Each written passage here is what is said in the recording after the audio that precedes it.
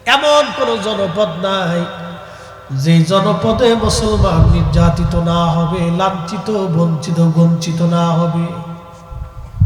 মুসলমানের রক্তে সারা পৃথিবী রঞ্চিত হবে। আল্লাহ ওই সময় ইমাম মাহাদিকে দুনিয়াতে পাঠাবেন, আত্মপ্রকাশ করবেন তিনি। কিন্তু আর শুনে যান, ইমাম মাহাদি জন্মগ্রহণ করার 40 বছর পর্যন্ত পৃথিবীর কোনো মাদ্রাসায়, কোনো মক্তবে, কোনো স্কুলে, কোনো ভার্সিটিতে, কোনো বিদ্যালয়ে ইমাম মাহাদি আলাইহিস সালাম পড়াশোনা করবে না। পৃথিবীর কোন মানুষের কাছ থেকে সে বিদ্যা নেবে না। একসাথে বলবেন আল্লাহু আকবার। এখান থেকে আমি আমার রসুলের পরিচয় বুঝাই দিয়ে যাই। হাসানি হুসাইনি, জোরে বলেন হাসানি, জোরে বলেন হাসানি, হাসানি হুসাইনি রক্ত ধারায় আল্লাহ ইমাম মাহাদি পাঠাবে। তাও আরবের মরুভূমিতে বেদুইন পরিবারে, দরিদ্র পরিবারে ইমাম মাহাদিকে আল্লাহ দুনিয়াতে পাঠাবেন। দুনিয়ার এই চাকচিক্য, দুনিয়ার এই স্বাদ আস্বাদ, দুনিয়ার এই আধুনিকতা ইমাম মাহাদি পরিচিত থাকবেন না। তিনি আরবের একেবারে বেদুইন পল্লীতে হাসানি হুসাইনি রক্তধারা অনুযায়ী তিনি জন্ম নেবেন। আহা, 40 বছর ধরে মরুভূমিতে তিনি ছাগল, উট, দুম্বাগুলি চড়াই বেড়াবেন।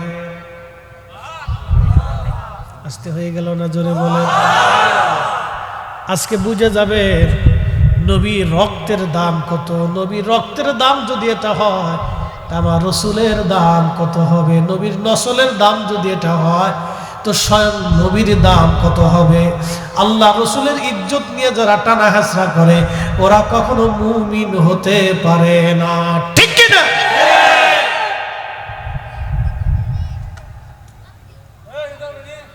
মাধবপুরের মুসলমান, জোয়াল ভাঙ্গার মুসলমান, মা বোনেরা, পুরুষেরা, যুবকরা ভালো করে আজ শুনে যাবে। ইমাম মাহাদি দুনিয়াতে অবশ্যই আসবে। ইমাম মাহাদি দুনিয়াতে কেন আসবে? অন্যায়, অত্যাচার, জুলুম পৃথিবীতে দাফন করার জন্য আল্লাহ ইমাম মাহাদিকে দুনিয়াতে পাঠাবে। আজকে সারা বাংলাদেশ না, সারা পৃথিবীতে অন্যায় হয়, জুলুম হয়। 75 বছর ধরে ফিলিস্তিনের মুসলমানদেরকে ইসরায়েল 75 বছর ধরে গুলি করে করে, বোমা মেরে মেরে মারতেছে। আহা, 75 বছরে 10 লক্ষ ফিলিস্তিনের বাড়িঘর ইসরায়েল নিয়ে চলে গেল। লক্ষ লক্ষ কোটি কোটি হেক্টর জমি ইসরায়েলরা দখল করে নিয়ে গেল। 75 বছর ধরে মুসলমান মারে, সারা পৃথিবী নীরব হয়ে বসে বসে দেখে। মুসলমানের কান্নার আওয়াজ পৃথিবীর মানুষের কানে লাগে না, আরবদের কানে লাগে না। ফিলিস্তিনের মায়ের কান্নার আওয়াজ আরবের মানুষের কানে এসে পৌঁছায় না। ফিলিস্তিনে গাজাতে রক্তের পর রক্ত বেশি বেশি যায়, কত রক্ত জমিনে ঝরে গেল। 75 বছর ধরে তারা মাথা নত করে না। আজকে শুনে যাবেন, ইমাম মাহাদি ওইখানে যাবেন, ওই মসজিদে ঈসা রুহুল্লাহ আলাইহিস সালাম পৃথিবীতে নামবেন। ওই ফিলিস্তিনে বাইতুল আকসাতে একটা মসজিদ হবে। ওই জায়গাকে শাম বলা হয়, বর্তমানে সিরিয়া, এরপরে জর্দান, এরপরে ফিলিস্তিন, লেবানন, লিবিয়া, মিশরের এক অংশ সহ এই পুরা অংশটাকে আগে শাম বলা হতো। শাম, এই শাম বলা হতো, পরে হলো সিরিয়া। এই সিরিয়ার রাজধানী হলো দামেস্ক। আর এই পুরা অঞ্চলটাকে আগে শাম বলা হতো। যেমন বাংলাদেশ, মায়ানমারের এক অংশ, রাখাইন করে নেপাল এবং ভুটান, ভারত, পাকিস্তান, শ্রীলঙ্কা, মালদ্বীপ, এই পুরা অঞ্চলটাকে আগে ভারতবর্ষ বলা হতো। সিরিয়া দিক ফিলিস্তিন দিয়ে বিরাট একটা অংশকে আগে শাম বলা হতো। এই বাইতুল আকসার পাশে একটা মসজিদ হবে সাদা।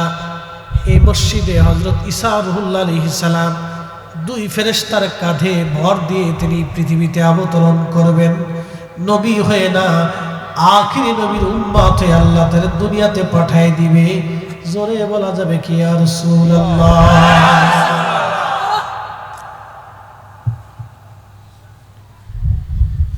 জলিল কদর রাসূল ঈসা রুহুল্লাহ, যিনি কিতাবধারী একজন নবী, ইনজিল ধারক নবী, তিনি আমার নবীর উম্মত হয়ে পৃথিবীতে কিয়ামতের পূর্বে তাকে আল্লাহ পাঠাবে। চতুর্থ আসমানে আল্লাহ তাকে নিয়ে চলে গেলেন। ঈসা রুহুল্লাহ এখনো সেইখানে জিন্দা আছে। জান্নাতের খাবার আল্লাহ খাওয়ায়, এখনো ঈসা নবী ওই অবস্থায় আছে। আবার পৃথিবীর শেষ প্রান্তে তাকে দুনিয়াতে পাঠানো হবে। 33 বছর বয়সে আল্লাহ তার আসমানে নিয়ে গেছেন। আবার পৃথিবীতে ওই অবস্থায় তারে পাঠাবে। একটা চুলও পাকবে না, দাড়িও পাকবে না, চেহারাও মলিন হবে না। সৌন্দর্য 33 বছরে যেমন ছিল, 33 বছরে যেমন চেহারা সৌন্দর্য, হাজার হাজার বছর পরে ওইভাবে ঈসা নবীর আল্লাহ দুনিয়াতে পাঠাবে। জোরে বলবেন কি আল্লাহু আকবার। তিনি সেজদা দেব কারে? আল্লাহ। আসতে বলেন, পুলিশে ধরবে না। কাকে? আল্লাহকে। কেন? যিনি কুদরতের মালিক, যিনি কুদরতের মালিক। মাদবপুরের মুসলমান শুনিয়া যান, ঈসা আলাইহিস সালাম পৃথিবীতে আসবেন দাজ্জালকে ধ্বংস করার জন্য। ফিলিস্তিনের মুসলমানরা হবে ইমাম মাহদীর সৈনিক, আর ইসরায়েলের ইহুদিরা হবে দাজ্জালের সৈনিক। অতএব ইহুদিদের সাথে যারা যুদ্ধ করে প্রতিনিয়ত শহীদ হয়, ওরা সবাই ইমাম মাহদীর সৈনিক। আর যারা ইসরায়েলের পক্ষ নেয়, ওরা হলো দাজ্জালের সৈনিক। কথা কোন ঠিক কিনা?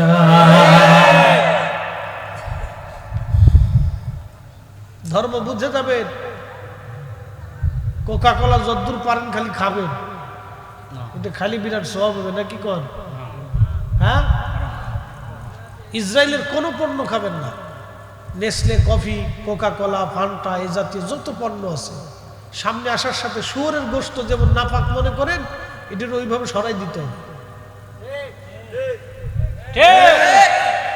মনে থাকবে? মনে থাকে যেন। কিন্তু সৌদি আরবে যায় ধীর কোকা কোলা একবারে খুব খায়, মধ্যপ্রাচ্যে খুব খাচ্ছে। ওই যে আগে বলছি, ওদের কানে ফিলিস্তিনিদের কান্নার আওয়াজ পৌঁছায় না। এই উম্মতের ভিতর থেকে মুসলমানরা দাজ্জালের সৈনিক হবে। মুসলমানরা ওই সময়কার মুনাফিক মুসলমানরা দাজ্জালের পক্ষ নেবে, আর ইমাম মাহদীর পক্ষ যারা নেবে সেই দিনে কঠিন ঈমানওয়ালা থাকবে। কথা বল ঠিক কিনা?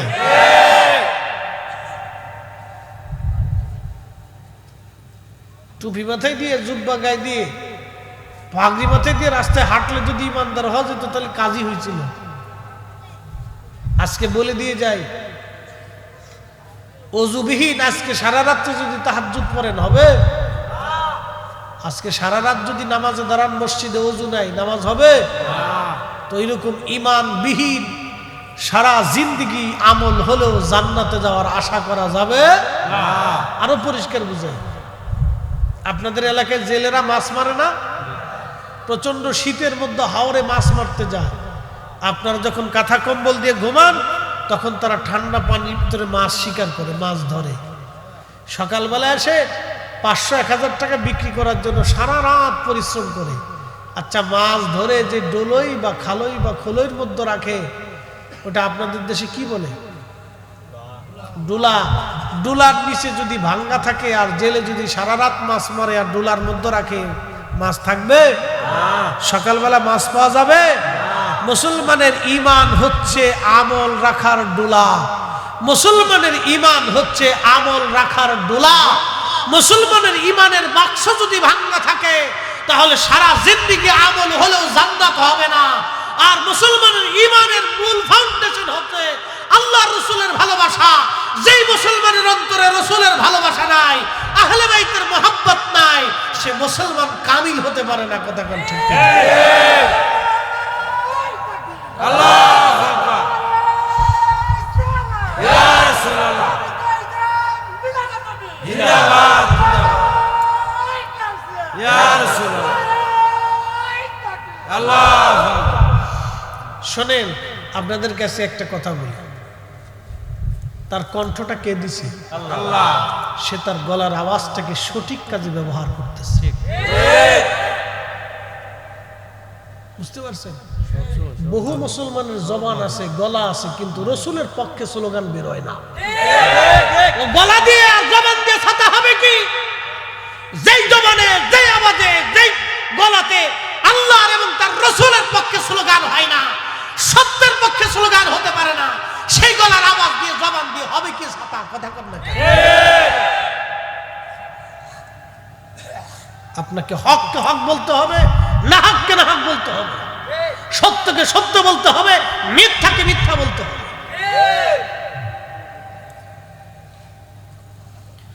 প্রিয় মাধবপুরবাসী, খুব মনোযোগ দিবেন।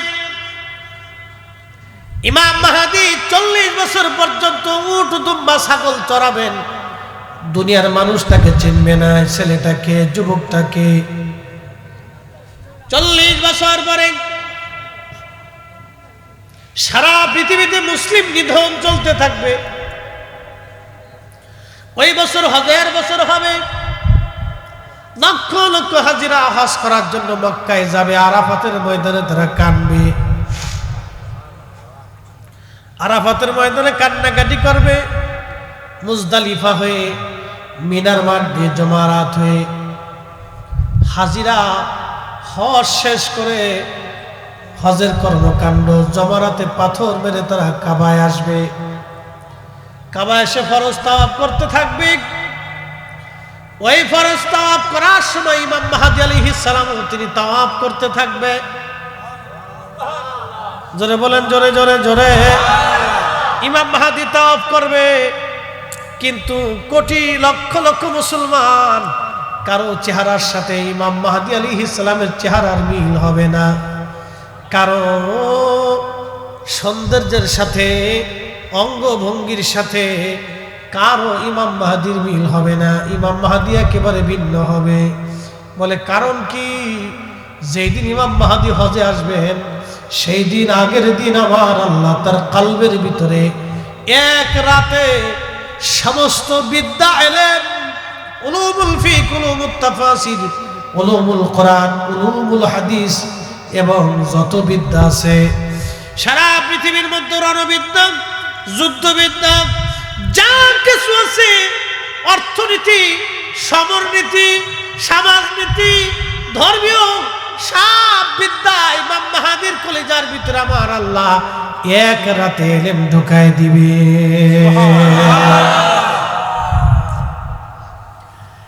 আল্লাহ তার রাসূলের বংশের একজন আওলাদ ইমাম মাহদীর কলবের ভিতরে যদি এক রাতে সমস্ত বিদ্যা আল্লাহ ঢুকিয়ে দিতে পারে, তাহলে বলেন তো, যে রক্তের উসিলায় ইমাম মাহদী মাহদী হয়েছে, নবীর রক্ত ছাড়া মাহদী কখনো মাহদী হতে পারবে না।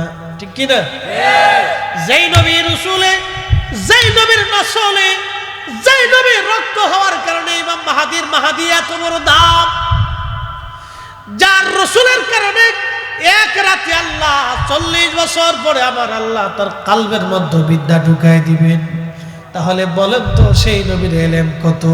ওই নবীর এলেম নিয়ে যারা প্রশ্ন তোলে তারা কখনো মুমিন হতে পারে না। কথা কোন ঠিক কিনা? আমার দিকে তাকান, খালি তবারক খাই খিচুড়ি খেয়ে চলে গেলে হবে না। আমাদের সুন্নিদের একটা বদ অভ্যাস আছে। এই বদ অভ্যাস হলে এরা ওয়াজ শুনে না, আর ওয়াজ বাড়ি পর্যন্ত নেয় না।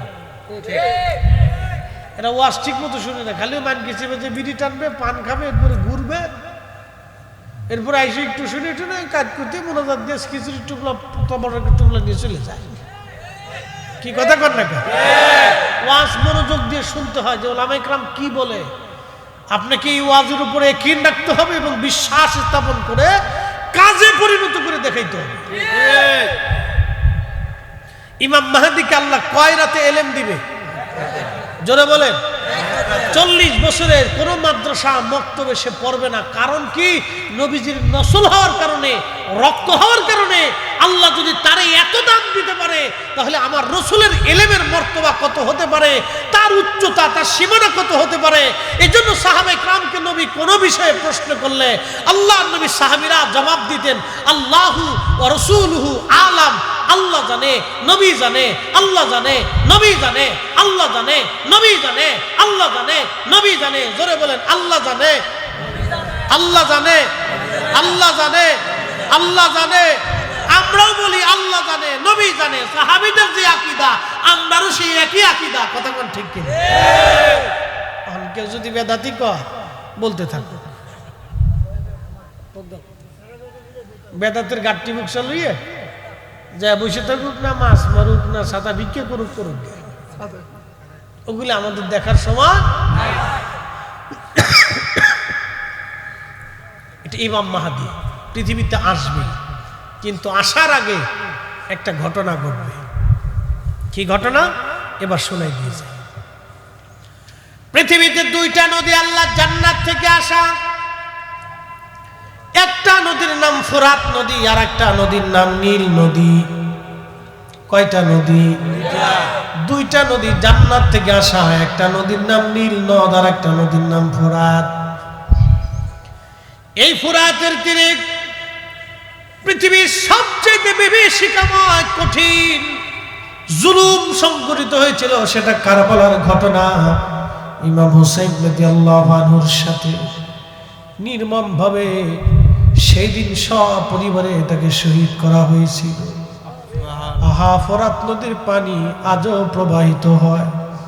কিয়ামত পর্যন্ত এই পানি বহমান থাকবে, কোনোদিন এই পানি শুকাবে না। কিন্তু একটা দিন এই পানি শুকায় যাবে। সহিহ বুখারীর কিতাবুল ফিতানের মধ্যে নবী বলেছেন, আল্লাহ রাসূল বলেছেন, কিয়ামতের আগে এই পানি শুকায় যাবে। পানি শুকাইয়া ফোরাত নদীর নিচ থেকে সামনের পাহাড় ভেসে আসবে।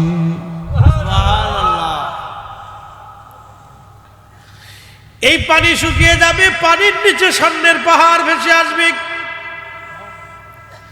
ওই সামনের পাহাড় দখলকে কেন্দ্র করে পৃথিবীতে মহাযুদ্ধ হবে, বিশ্বযুদ্ধ হবে, আর একটা মহাযুদ্ধ হবে।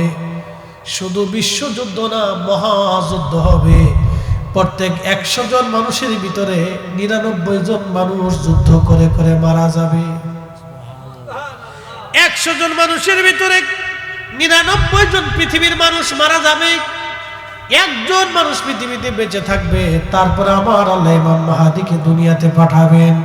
একবার জোরে বলা যাবে কি আল্লাহু আকবার। ও মাধবপুরের মুসলমান, ইমাম মাহদী দুনিয়াতে আসবে, সেই ঘটনা আজ আপনাদেরকে শোনাইতেছি। কারণ আল্লাহর নবী বলেন, ফাতেমা তুমি তোমার চোখের পানি মুছে ফেলে দাও, মুছে ফেলে দাও। এই জন্য তোমার 2টা সন্তানের রক্ত ধারা অনুযায়ী আল্লাহ এমন একজন ইমাম দুনিয়াতে পাঠাবে।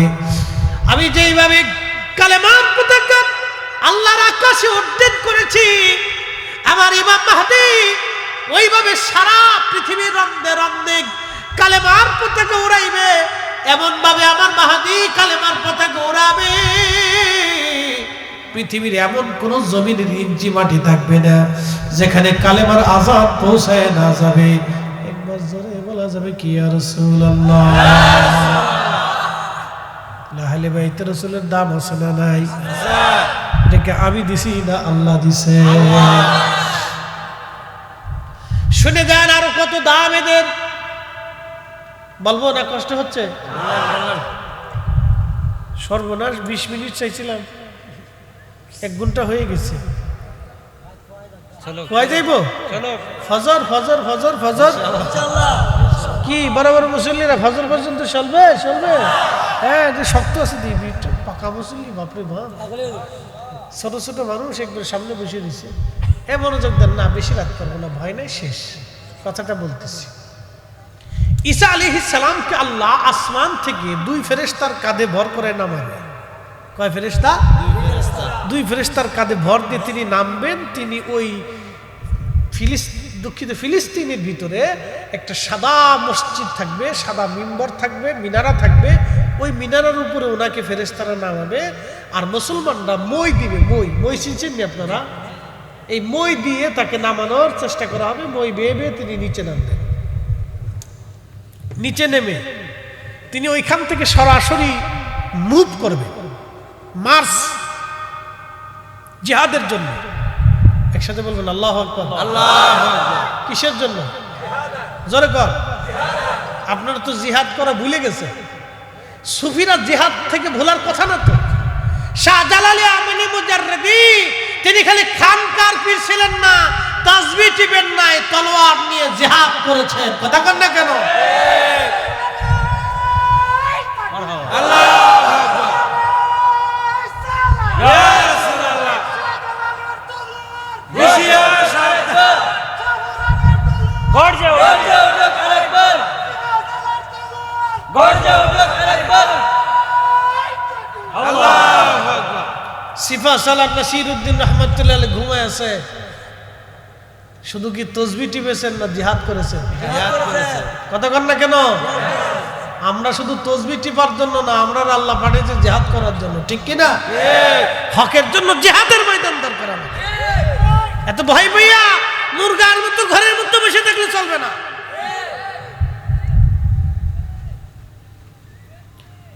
প্রিয় মাধবপুরের মুসলমান, খুব মনোযোগ দিয়ে কথাগুলি শুনে যাবেন। হযরতে ঈসা রুহুল্লাহ সরাসরি ওখান থেকে মুভ করবেন, মার্চ করবেন। মুসলমানদেরকে নিয়ে, সেনাবাহিনী নিয়ে সরাসরি মক্কাতুল মুকাররমায় আসবেন। আজাদ হয়ে যাবে মক্কা। দাঁড়িয়ে থাকবেন হেরেমে মাকাম ইব্রাহিমের সামনে, হাজরে আসওয়াদের পাশাপাশি।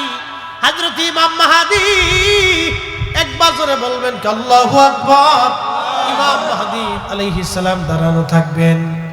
ঈসা রুহুল্লাহ আসবেন। ঈসা নবী আসার পরে নামাজের ওয়াক্ত ইমাম মাহদী আলাইহিস সালাম ডাক দেবেন, হে আল্লাহর নবী, যদি এই উম্মতের এই নবীর উম্মত হয়ে আপনি আসছেন, আপনি সম্মানিত। আজকে আপনি হেরেমে কাবাতে আপনি ইমাম হবেন, আমরা মুসল্লি হব। হযরত ঈসা নবী ডাক দিয়ে বলবে, ও মাহদী, হে ইমাম মাহদী, আমি এই উম্মতের মর্যাদার কথা শুনি। আমি আল্লাহর দরবারে এই নবীর উম্মত হওয়ার বাসনা করেছিলাম। এই উম্মতের মর্যাদা, এই উম্মতের দাম, মর্যাদা শুনে আমি ঈসা নবী নবুয়ত থাকার পরেও আমি এই নবীর উম্মত হওয়ার বাসনা করেছিলাম, বারে বারে দোয়া করেছিলাম। আমার প্রবল আকাঙ্ক্ষাই, আমার ইচ্ছাই, আমার মালিক, আমার আল্লাহ আমাকে এই নবীর উম্মত হিসেবে কবুল করেছে। আচ্ছা বলেন, এই উম্মতের দাম আল্লাহ এত দিলেন বিড়ি টানার জন্য, ঘুষ খাওয়ার জন্য, সুদ খাওয়ার জন্য, নেশা করার জন্য, মদ খাওয়ার জন্য, অকাম কুকাম করার জন্য, অন্যের জমি দখল করার জন্য, অন্যের মাল কেড়ে খাওয়ার জন্য।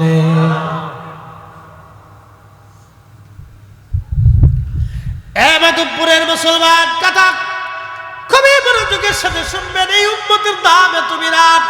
ঈসা রুহুল্লাহ ডাক দিয়ে বলবে, ও ইমাম মাহদী, এই উম্মতের মর্যাদার কথা শুনে আমি নবী হওয়া সত্ত্বেও আল্লাহর দরবারে উম্মতের বাসনা নিয়ে আল্লাহ আমাকে উম্মত বানিয়ে পাঠিয়েছে। এই উম্মতের ইমামতি করার জন্য না, এই উম্মতের মাহদীর পিছনে নামাজ পড়ার জন্য।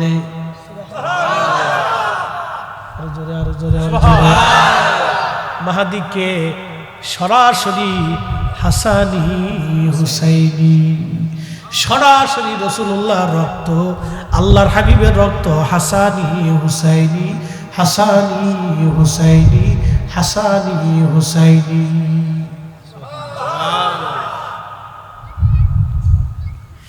আমার নবীর রক্ত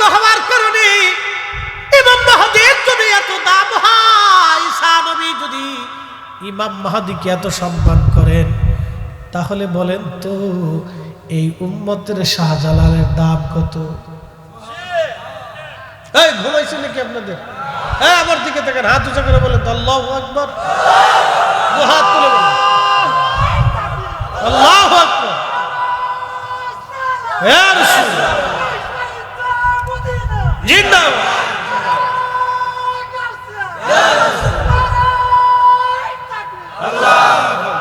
ঠিক আছে, অ্যাটেনশন, ওয়াজ শেষ, খুব মনোযোগ দিবেন। আজকে কোন ভাইরা বলতেছে আমরা মাজার ভেঙে ফেলবো, দরগা ভেঙে ফেলবো। আমি বলছি আপনার সব ভাঙা লাগবে না ভাই, আপনি সারা বাংলাদেশে একটা মাজার একটা দরগা আছে শাহজালাল ইয়ামানি মুজাদ্দিদি, খালি ওটাই ভাঙেন। কয়টা ভাঙতে বলছি? যদি সবার বাংলাদেশের 18 কোটি মানুষের শক্তি থাকে তো একটা ভাঙবেন, তো দেখবেন বাংলাদেশে বিশ্বযুদ্ধ লেগে যাবে। কথা বল না কেন? ঠিক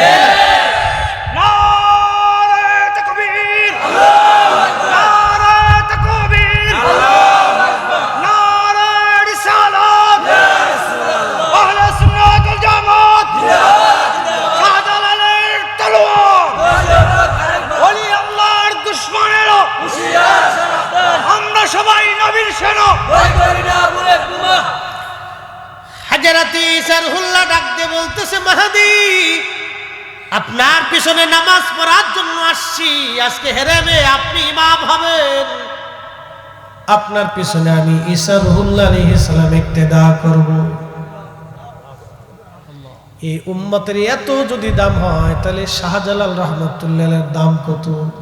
কথা কন না কা? খাজা বাবা আজমিরের দাম কত? হুজুর মুজাদ্দিদ আল ফুসানির দাম কত? হুজুর গাউসে পাকের দাম কত? তিনিও হাসানি হুসাইনি। কথা কন না কেন? খাজা আজমিরি সন্দেরি হাসানি হুসাইনি কত দাম, তাদের মর্যাদা কত?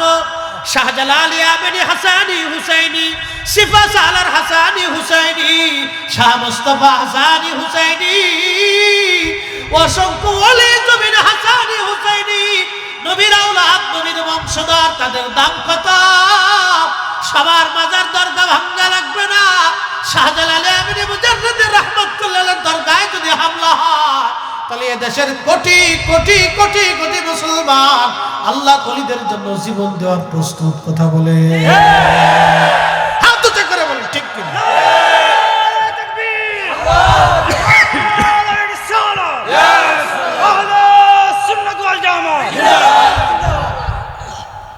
শাহজালালের বাংলাদেশ, শাহপরানের বাংলাদেশ, রহম করো আল্লাহ, রহম করো আল্লাহ। ইউলি আল্লাহর বাংলাদেশ, শহীদ গাজীর বাংলাদেশ, রহম করো আল্লাহ, রহম করো আল্লাহ।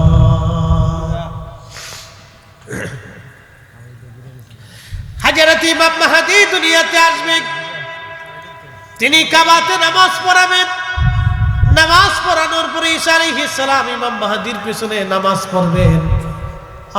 নামাজ শেষ করার পরে হযরত ঈসা রুহুল্লাহ মক্কা থেকে সরাসরি মদিনার দিকে রওনা হয়ে যাবেন।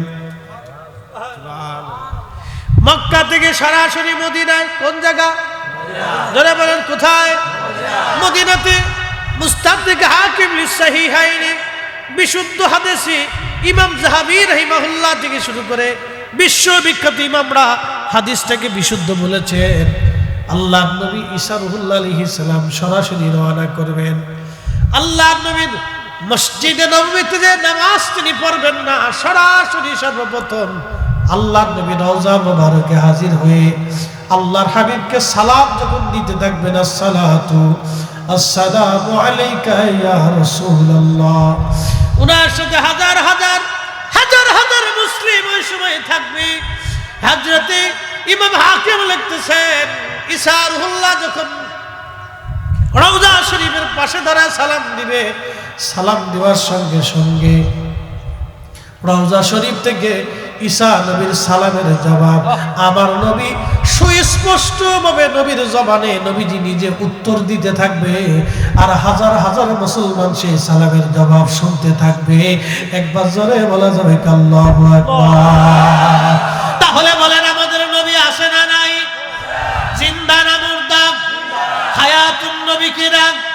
আবার নবী রওজা মুবারকে জিন্দা এখন আছে, এখনো সালাম দিলে নবী সালামের জবাব শুনে, নবী সালাম শুনে জবাব দেয়। আল্লাহ নবী উম্মতের জন্য দোয়া করে, এখনো নবী আছে, তখনো নবী থাকবে। ঈসা নবীর সালামের জবাব আমার নবী স্পষ্ট ভাবে দিতে থাকবে, হাজার হাজার মুসলমান সেটা শুনতে পারবে। তাহলে নবীর জায়গায় নবী আছে, অন্ধ চোখের জায়গা তোমার চোখ নাই, তুমি দেখো না, সেটা তোমার চোখের দোষ, আমার নবীর দোষ না। কথা কোন ঠিক কিনা? শ্রেষ্ঠ নবী দিলাম রে তরিয়ে নিতে রোজা শুরি, পথ না ভুলি তাই তো দিলে পাক কুরআনের বাণী। খুদা তোমার মেহেরবানি, সুন্দর ফুল সুন্দর ফল মিঠা নদীর পানি, খুদা তোমার মেহেরবানি। আহলে বাইত রাসূলের মর্যাদা অনেক দাম। আল্লাহু আকবার। ইমাম মাহদী পর্যন্ত চলে গেছে এটার মর্যাদা, রক্তের ধারা, কি দামি ধারা। আল্লাহু আকবার।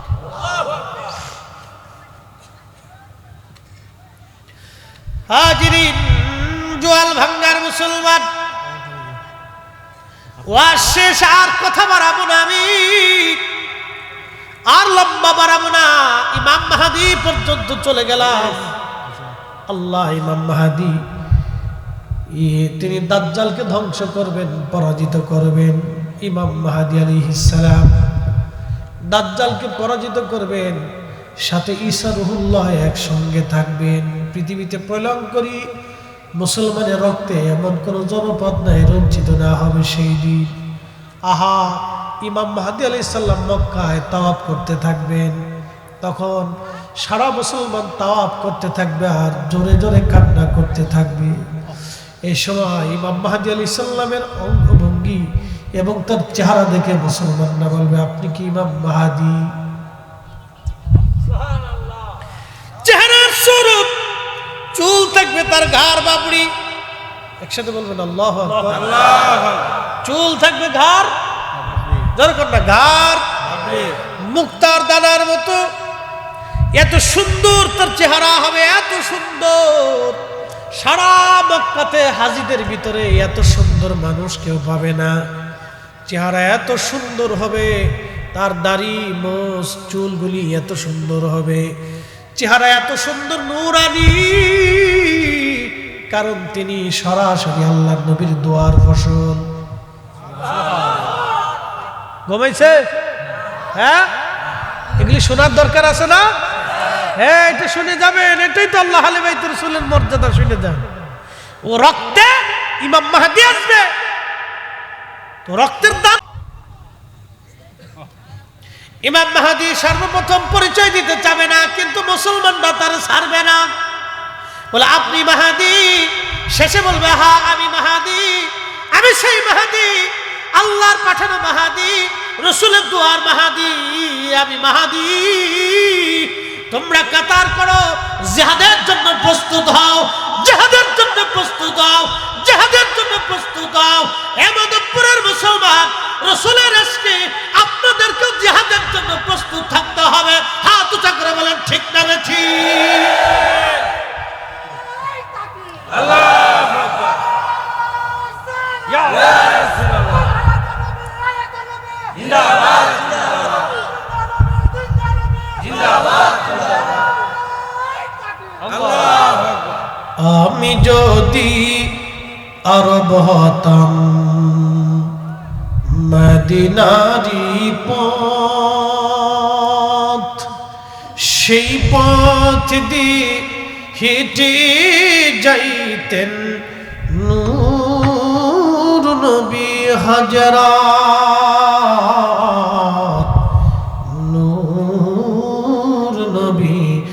الفجر اللهم صل জবান খুলে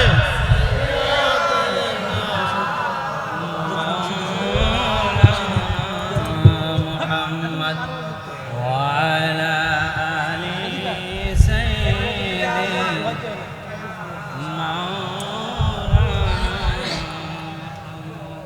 তুমি আল্লাহর প্যারা হাবিব, তোমার তুলনা নাই কেউ আর, তোমার মতো আকাশ ভ্রমণ করেনি কোন পয়গম্বর। আল্লাহুম্মা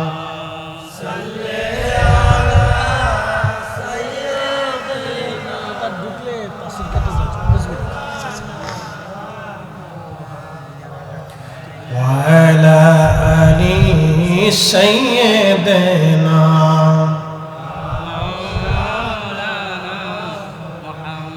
কথা শেষ। আল্লাহর নবী ডাক দিয়ে বলতেছে, ফাতেমা চোখের পানি তুমি মুছে দাও। ফাতেমা রে, আরো শুনে যাও, তোমার বাবার পরিবারের ভিতরে তোমার আত্মীয়র মধ্যে আল্লাহ একজনকে দিয়েছেন, তার নাম জাফর। আমার জাফরের দুইটা হাত কাফেররা মুতার যুদ্ধে কেটে ফেলে দিয়েছিল। আমার জাফর কালেমার পতাকার ঝান্ডা ধরেছিলেন। কাফেররা কালেমার পতাকার ঝান্ডা জমিনে ফেলে দেওয়ার জন্য জাফরের ডান হাত কেটে ফেলে দিল। জাফর রাদিয়াল্লাহু আনহু কালেমার ঝান্ডা বাম হাত দিয়ে চেপে ধরলেন। কাফেররা বাম হাত কেটে ফেলে দিল জাফরের। আমার জাফর কালেমার পতাকা তখনও পড়তে দেয় নাই, কামড় দিয়ে ধরে বুকের ভিতরে চাপা দিয়ে ধরে রাখলো। কাফেররা আমার জাফরের বক্ষ বরাবর বর্ষা নিক্ষেপ করে দেহে পার পার করে দিল। জাফর তখনও কালেমার পতাকা পড়তে দেয় নাই। আমার জাফর কালেমার পতাকা দাঁত দিয়ে কামড় দিয়ে ধরে আমার জাফর বুকের উপরে কালেমার পতাকা দিয়ে আমার কালেমার পতাকা জমিনে পড়তে দেয় নাই, বুকের উপরে কামড় দিয়ে ধরে আমার জাফর কালেমার পতাকার ইজ্জত রক্ষা করেছিল। চিৎকার মেরে জোরে বলবেন আল্লাহু আকবার। তেলের গাড়ি তেলে চলে,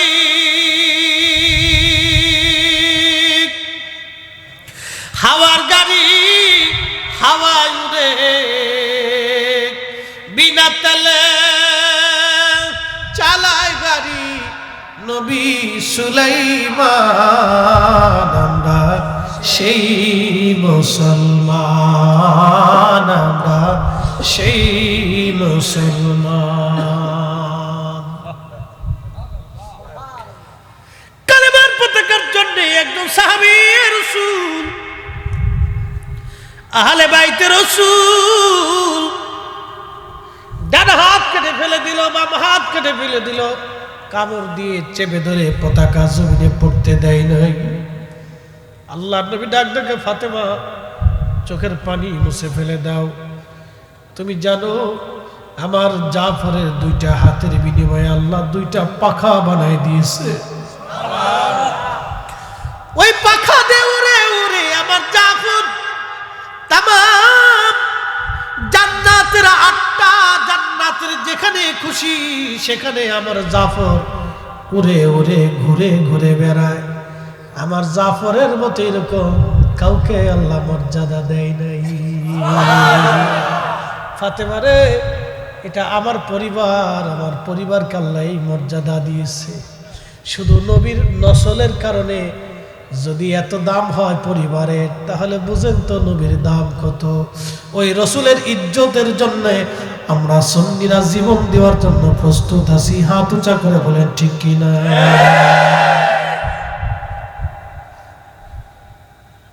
শেষ।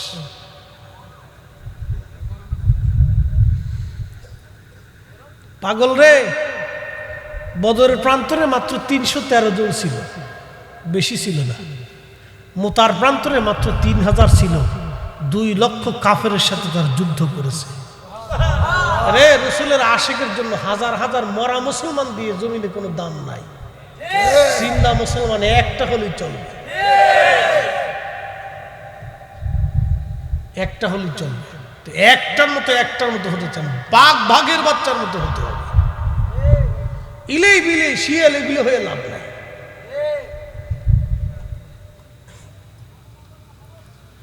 আল্লাহর নবী ডাক দিয়ে বলতেছে, ফাতেমা তোমার কানটা আমার মুখের কাছে লাগাও। ফাতেমা তোমার কান আমার মুখের কাছে লাগাও। কানটা মুখের কাছে লাগানোর পরে নবীজি বললেন, ফাতেমা কান্না করো না রে মা। ও মা তুমি আর কেঁদো না মা, চোখের পানি মুছো। মারে আমার ইন্তেকালের পরে সর্বপ্রথম আমার পরিবারের মধ্যে তুমি ইন্তেকাল করবা। আর অল্প কিছুদিন পরে আমার ইন্তেকালের পরে তুমি আমার পরিবারের মধ্যে সর্বপ্রথম ইন্তেকাল করবা। ফাতেমা রে ওই দিন তোমার সঙ্গে আমি তোমার আব্বাজান জান্নাতুল ফিরদাউসে একসঙ্গে ঘোরাফেরা করব, কথাবার্তা বলবো, খাওয়া দাওয়া করব। ফাতেমা আর অল্প দিনের জন্যই তোমার সাথে আমার দেখা হয়ে যাবে। একবার জোরে বলা যাবে কি আল্লাহু আকবার। আমার রাসূল কখন মারা যাবে তাও নবী বলে দিয়ে গেলেন। রাসূলের ইলম নিয়ে প্রশ্ন তুলে সাহস কত বড়! আল্লাহর নবীর ইলম নিয়ে প্রশ্ন তুলে কলিজাতে সাহস কি করে হয়?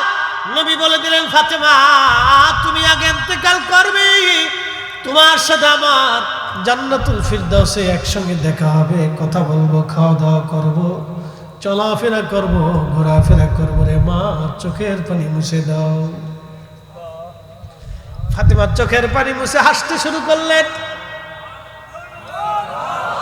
আম্মা জান আয়েশা হুজরা থেকে বের হওয়ার সময় ডাক দেখা, ফাতেমা কাঁদতে লাগলা তুমি, আসার সময় হাসতে লাগলা, কারণ কি? বলে আম্মা জান আমার আব্বাজানের বিরহতে কাঁদতেছিলাম, কিন্তু আব্বাজান আমাকে একটা সুসংবাদ দিছে, এই পরিবারের মধ্যে আব্বাজানের পরেই আমি ইন্তেকাল আগে করব। আমার আব্বাজানের সঙ্গে জান্নাতে আমার দেখা হবে, একসাথে আব্বাজানের সাথে আমি থাকব। সেই জন্য আমি হাসতে হাসতে বের হইয়া খুশি মনে চলে যাচ্ছি, আমার আর কোনো দুঃখ বেদনা নাই। এই জন্য আমরা নবীর ইন্তেকালে দুঃখ করি না। কথা কন না কেন? নবীর ইন্তেকালে আমরা দুঃখ, কথা কন না কেন? নবীর ইন্তেকালে আমরা শোক পালন করি, নবীর ইন্তেকালে আমরা শোক পালন করি না। ওরা কয় নবী যেই মাসে ইন্তেকাল করছে ওই মাসেই তো দুনিয়াতে জন্ম নিছে, তাহলে তোমরা মিলাদুন নবী করো, ইন্তেকাল পালন করো না, তোমরা ফাতিহা করো না, নবীর ওফাত দিবস পালন করো না, কিন্তু মিলাদুন নবী করো কেন? আমরা সুন্নিরা জানি আমাদের নবী হায়াতুন নবী, জিন্দা নবী, অতএব ওনার ইন্তেকাল শরীফ আমরা পালন করি না।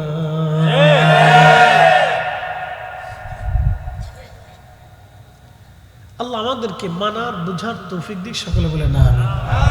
কালকে আবার বুল্লাতে দেখা হবে, আগামীকালকে আবার বুল্লাতে দেখা হবে। আজকের কথা বাড়াবো না। প্রিয় উপস্থিতি, ওয়াজ আমার শেষ। দূরে যারা আছেন কাছে চলে আসেন, দোয়া হবে। বাবা পৃথিবীটা স্থায়ী না অস্থায়ী? অস্থায়ী। আমরা সবাই কবরে চলে যাব, এখানে আমরা থাকার জন্য কেউ আসিনি। প্রিয় বন্ধু একটা কথা মনে রাখবেন, ইন্না লিল্লাহ। মানুষ মরে যাওয়ার পরে আমরা একটা কথা বলি না, আরবিতে বলি ইন্না লিল্লাহ। আল্লাহ শিখাইছেন ইন্না লিল্লাহ, নিশ্চয় আমরা আল্লাহর জন্য। এটার অর্থ ইন্না লিল্লাহ, নিশ্চয় আমরা কার জন্য? জোরে বলেন। এই যে এখানে আমরা কতগুলি মানুষ, আমাদের শ্বাস প্রশ্বাস নিঃশ্বাস একসাথে যিনি দিচ্ছেন নিচ্ছেন, কোনো ব্যতিক্রম নাই, চলতেছে। কার হুকুমে চলে? আল্লাহর হুকুমে চলতেছে। এই যে আমাদের দেশে সনাতন ধর্মের যারা আছে, এখন পূজা চলতেছে না ভাই? তাদের বিশ্বাস হলো তাদের 33 কোটি দেবতা আছে। কত কোটি? তাদের পানির দেবতা, খাবারের দেবতা, মেঘের দেবতা, বিদ্যার দেবতা, ওষুধের দেবতা, টেকার দেবতা, এরপরে আপনার আসমানের দেবতা, সূর্যের দেবতা, পানির দেবতা, আগুনের দেবতা, সাপের দেবতা, এরকম দেবতা খুঁজতে খুঁজতে খুঁজতে খুঁজতে তাদের 33 কোটি হয়েছে। আমাদের মালিক কয়জন? একসাথে বলুন, বয়ডট না, এই জোরে বলেন, ইমানের পরিচয়। আমাদের রব কয়জন? মালিক কয়জন? খালিক কয়জন? দাতা কয়জন? রহমান কয়জন? রহিম কয়জন? গফফার কয়জন? মালিক ইয়াউমিদ্দিন কয়জন? রব্বুল আলামিন কয়জন? একজন। কয়জন? কয়জন? একজন। তিনি কে? আল্লাহ। তিনি বলতেছেন ইন্না লিল্লাহ, নিশ্চয় আমরা কার জন্য? ওয়া ইন্না ইলাইহি রাজিউন, আমরা অবশ্যই নিশ্চয় ওই আল্লাহর কাছে আবার ফিরে চলে যাব।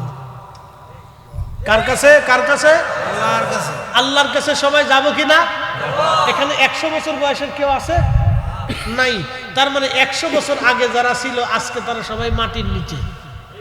এখন আমরা আছি, বাকি 100 বছর পরে আমরাও সবাই কোথায় থাকবো? মাটির নিচে। আল্লাহর কাছে ফিরে চলে যাব। কি নিয়ে যাব? মিষ্টি, ছানা, দই, টেকা, সোনা, দানা, গহনা, দামি দামি বাড়ি, কোটি কোটি টাকা, হাজার হাজার কোটি টাকা যারা পাচার করলো তারা এই টাকা নিয়ে কবরে যেতে পারবে? আমরাও পারবো না।